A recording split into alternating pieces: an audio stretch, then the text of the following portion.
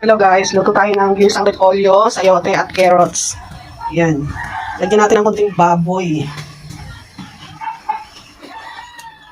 Ang daming sibuyas. Yung brown na ang bawang, lagay na natin ang baboy. Yan. Palambutin lang natin ng konti.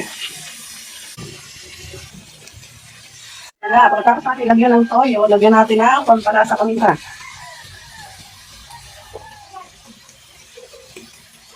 At yung pampalasa, lagyan natin ng magic.